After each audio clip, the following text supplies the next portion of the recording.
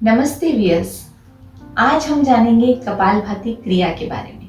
कपालभाति क्रिया क्या होती है, इसके बेनिफिट्स क्या हैं, इसको कैसे करें और इसके प्रिकॉशंस क्या हैं। इन सब चीज़ों के बारे में आज की वीडियो में बताऊंगी। साथ ही बताऊंगी कि हमें एक श्वास में कितनी बार कपालभाति करना चाहिए, बिगनर्स को कितनी बार करना चाहिए और हायर प्रैक्टिशनर्स हैं तो उन्हें कितनी बार करना चाहिए। तो इस वीडियो को अंत तक ज़रूर देखिए।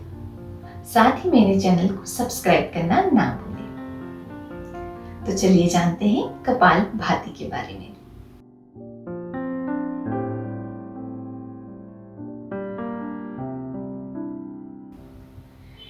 बहुत सारे लोगों को लगता है कपालभाति एक प्राणायाम है। कपालभाति प्राणायाम नहीं, कपालभाति एक शुद्धि क्रिया है।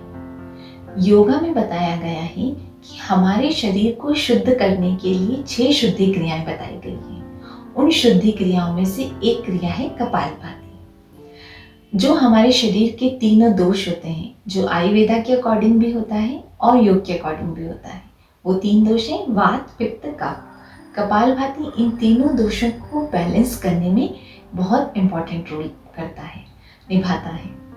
तो कपालभाति क्या है? सबसे पहले मैं आपको इसकी टेक्निक बताने से पहले मैं आपको बताना चाहूंगी कि बहुत कम लोगों को पता है कि कपालभाति मीन्स क्या।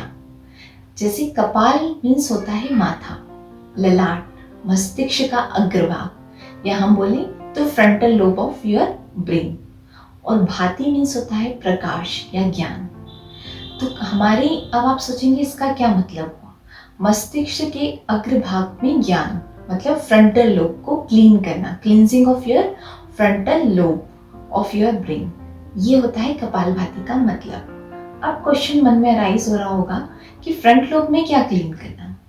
जो फ्रंट लोब का काम है, लॉजिकल माइंड, रीजनिंग पावर, आपकी clarity of the thoughts, mindfulness, इन सारी चीज़ों को, क्विक थिंकिंग को क्लीन करता है कपालभाति। मेन जो आपके थॉट प्रोसेस हैं, जो आपके ज्ञान है, उसको पूरा प्रॉपरली निकाल के लाता है कपालभाति। ये इसका मेन बेनिफिट है और यही इसका मेन पर्पस है। बाकी जो एक्स्ट्रा पर्पस है जिसके लिए लोग करते हैं, चाहे वो हम ये बोल दें कि मोटापा कम करने के लिए करना, और जितने भी डायबिटीज़ वालों के लिए करना, रेस्पिरेटरी सिस्टम के लिए करना कि हमें रेस्पिरेटरी सिस्टम से रिलेटेड कोई भी प्रॉब्लम हो, अस्थमा हो, साइनोसाइटिस हो, हमारे कफ कोल्ड के वक्त हो तब करना, या हम बोल रहे हैं हमारे डाइजेस्टिव सिस्टम को, डाइजेस्टिव फायर को भी इंक्रीज करता है। जठर अग्नि जिसे बताया गया है उसे इंक्रीज करता है। तो हमारे डाइजेस्टिव सिस्टम से रिलेटेड कोई भी प्रॉब्लम हो, कॉन्स्टिपेशन हो, इंडाइजेशन हो, उसमें आपको रिलीव करने में काम आता है।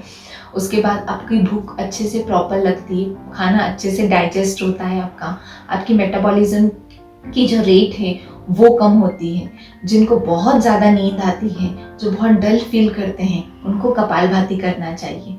उससे उनको नींद भी कम आती है और उनकी जो डलनेस है, सुस्ती है, वो भी कम होती है। इतने सारे बेनिफिट्स हैं कपालभाति के। तो कपालभाति एक बहुत अच्छे क्रिया के रूप में किया गया है और ये आपको शुद्धि करता है। लेकिन इसकी जो मेन बेनिफिट है वो फर्स्ट वाला है।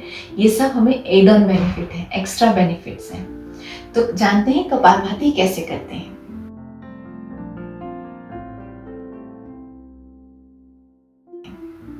कपालभाति करने के लिए आप किसी भी आसन में बैठ सकते हैं, पद्मासन, सिद्धासन, वज्रासन, किसी में भी, क्रॉस लेग पोस्चर या सुखासन में। ध्यान रखने वाली बात यह है कि आपकी कमर सीधी रहे। मैं बैठी हूँ, वो सुखासन में बैठी हूँ, पर ध्यान रखने वाली बात है आपकी कमर सीधी रहे, गर्दन सीधी रहे और सिर एक लाइन में। Your back, neck and your head should be in one line. Erect करके बैठे, बिल्कुल हाथों को दोनों घुटनों पे रखें। आप चाहें तो कोई भी मुद्रा अडॉप्ट कर सकते हैं इसे करते वक्त, ना चाहें तो ना करें। अब हम जानते हैं इसका प्रोसीजर क्या है। कपालभाति करते हैं तब हम श्वास लेते हैं तो हम हमारे नाक से श्वास बाहर छोड़ते हैं और पेट की मांसपेशियों को अंदर की ओर खींचते हैं। तो पहला पार्ट मैं आपको इसका बताऊंगी कि इसमें क्या होता है। आप जो करते हैं वो एब्डोमेन ब्रीदिंग करते हैं। एब्डोमेन ब्रीदिंग में आपके चेस्ट में मूवमेंट नहीं होता है। तो कपालभाति में भी आपके चेस्ट में मूवमेंट नहीं होगा, आपके पेट में मूवमेंट होगा और साइमल्टेनियसली आप नाक से बाहर श्वास छोड़ेंगे। तो एज ए बिगनर आप अगर पहली बार प्रैक्टिस कर रहे हैं तो केवल आप पेट का मूवमेंट करके देखें कि कैसे पेट में मूवमेंट होता है। एक्सेल करेंगे और जोर से स्टॉक के साथ अंदर ऐसे केवल पेट का मूवमेंट। अगर मैं नाक का मूवमेंट अभी नहीं करूं तो क्या होगा, पेट का मूवमेंट, केवल पेट को अंदर बाहर चलाना सीखे थोड़ा सा। ये चीज आपको ध्यान रखनी कि पेट अंदर और बाहर, श्वास छोड़ते हुए पेट क्या जाएगा, अंदर जाएगा, और श्वास लेते हुए बाहर जाएगा, लेकिन ये कंटिन्यू प्रोसेस में होगी। और सेम अगर हम नाक से भी करें तो कैसे जाएगा, इस तरह से हमारे नाक से होगा। तो हमें फर्स्ट और सेकंड पोजीशन को कंबाइन करना है। लेकिन एज ए बिगनर आप प्रैक्टिस कर रहे हैं तो मेरा सजेशन होगा, जब भी आप श्वास छोड़ते हैं तो आपको हल्की सी गर्माहट आपकी श्वास में होती है, और श्वास लेते हैं तो हल्की सी ठंडक होती है। तो आप एक हाथ रख के देखिए, यहाँ पे अपनी उंगली रख के देखिए और देखिए क्या ऐसा हो रहा है जो मैं बोल रही हूँ कि श्वास लेते हुए हल्की सी ठंडक और श्वास छोड़ते हुए हल्की सी गर्माहट। आप छोड़ोगे तो हल्की सी वार्मनेस होगी आपकी ब्रेथ में, आप चेक करिए, ठीक है। और अब श्वास छोड़ेंगे तो पेट अंदर जाएगा। तो मेरा सजेशन रहेगा कि एक हाथ, मेरी रिकमेंडेशन रहेगी कि एक हाथ आप अपने पेट के यहाँ रखिए इनिशियली, एक हाथ रखिए अपने फिंगर को रखिए नॉस्ट्रिल के पास।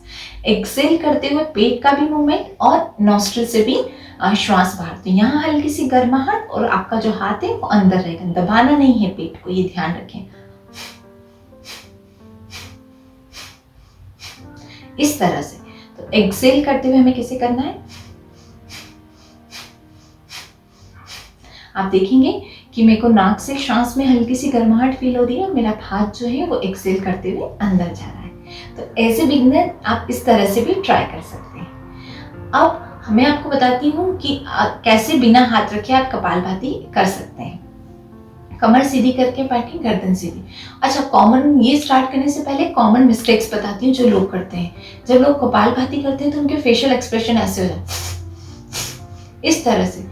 फेस पे किसी भी तरह का एक्सप्रेशन नहीं होना चाहिए, आपको फेशियल मसल्स का यूज नहीं करना है, आपको केवल आपकी नॉस्ट्रल से एक्सेल करना है। तो किसी भी तरह का फेशियल एक्सप्रेशन आपके फेस पे नहीं होना चाहिए। ये कॉमनली मिस्टेक जो लोग करते हैं कपालभाति। सेकंड, वो इस तरह से झुक के करते हैं। झुक के कभी भी कपालभाति नहीं रखना है, कमर सीधी रहे, स्पाइन इरेक्ट रहे। सेकंड चीज ध्यान ये रखनी है। थर्ड चीज आपको ये रखना है, लोग शोल्डर का मूवमेंट करते हैं और जब कपालभाति करते हैं वैसे करते हैं, या तो शोल्डर को आगे मूव करेंगे या पीछे, इस तरह से नहीं करना है। अगर आप इस तरह से करेंगे किसी भी तरह का शोल्डर मूवमेंट नहीं होगा। मैंने बोला आपकी जो ब्रीदिंग है वो एब्डोमिनल ब्रीदिंग है। मैंने 3 तरह की ब्रीदिंग एक्सप्लेन करी है, वो मैं आपको चाहे तो वीडियो इस डिस्क्रिप्शन बॉक्स में इस 3 तरह की ब्रीदिंग की जो है वो लिंक शेयर कर दूंगी। आप उसमें जाके ज़रूर देखें कि किस तरह की ब्रीदिंग एक्सरसाइजेस होती है और किस तरह की ब्रीदिंग की एग्जैक्ट प्रोसेस होती है।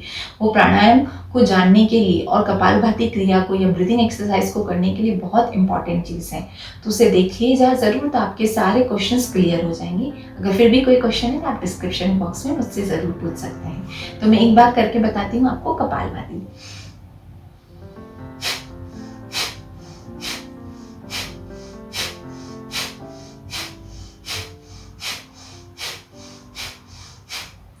इस तरह से एक राउंड किया जाता है।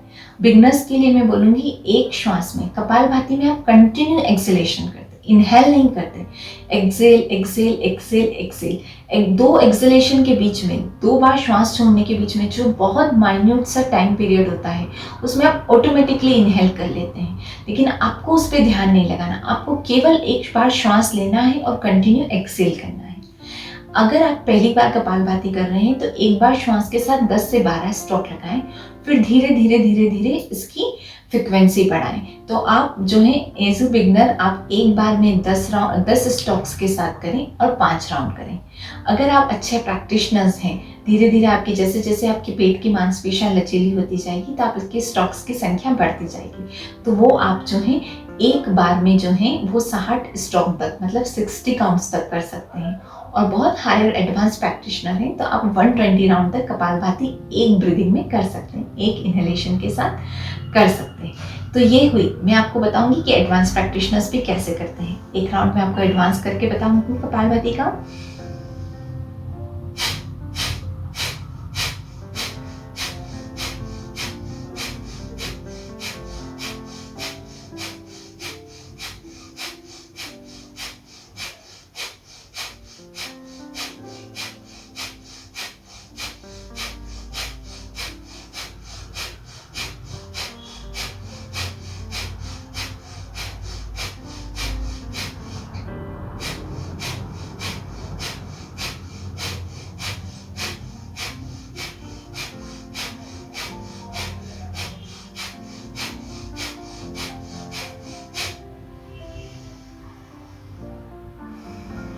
इस तरह से हुआ कपालभाति का एक राउंड। ये मैंने 60 स्टॉक्स करके बताए, आप 120 स्टॉक तक जा सकते हैं। 2 से 3 राउंड आप इसकी दिन में प्रैक्टिस कर सकते हैं। सिंगल इनहेलेशन, कंटिन्यू एक्सहेलेशन, इस चीज को याद रखें। एक बार श्वास लेंगे और कंटिन्यू श्वास छोड़ेंगे। ये हुई कपालभाति के बेनिफिट्स, कपालभाति करने का तरीका। अब कपालभाति को कब करना चाहिए?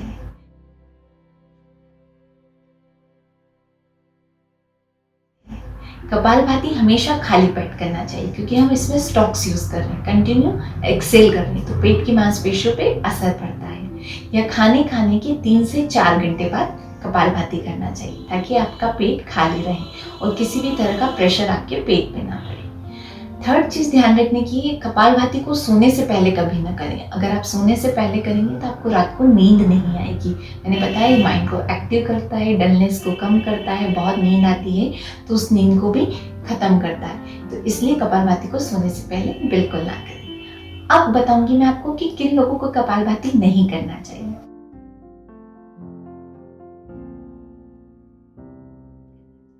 जिन लोगों को हर्निया की प्रॉब्लम है, जो उसके बाद है स्लिप डिस्क है, या लोअर एब्डोमेन में बैक पेन रहता है उन लोगों को, सीवियर हार्ट डिसीज है, ब्लड प्रेशर जिन लोगों का कंट्रोल नहीं रहता है, हाई ब्लड प्रेशर की जिन लोगों को प्रॉब्लम है, जिन लोगों को मिर्गी की प्रॉब्लम है, उसके बाद अगर किसी तरह की रिसेंट एब्डोमेन सर्जरी हुई है, प्रेगनेंसी है, या आपको पेट में किसी तरह का दर्द रहता है, तो इन सब चीज में आप अपने थेरेपिस्ट की सलाह के बिना आप कपालभाति का उपयोग ना करें। तो ये मैंने आपको बताया कपालभाति के बारे में। एक चीज मैं ऐड ऑन करना चाहूंगी कि कपालभाति करने के बाद हमेशा नाड़ी शोधन या अनुलोम विलोम प्राणायाम करना चाहिए। कपालभाति और उसके बाद अनुलोम विलोम प्राणायाम। अनुलोम विलोम प्राणायाम और जो नाड़ी शोधन है वो एक ही प्राणायाम है। इसकी लिंक भी मैं आपको डिस्क्रिप्शन बॉक्स में शेयर कर दूंगी, तो आप उसे भी आप देख सकते हैं कि कैसे अनुलोम विलोम नाड़ी शोधन प्राणायाम किया जाता है। धन्यवाद। Stay healthy, stay blessed always.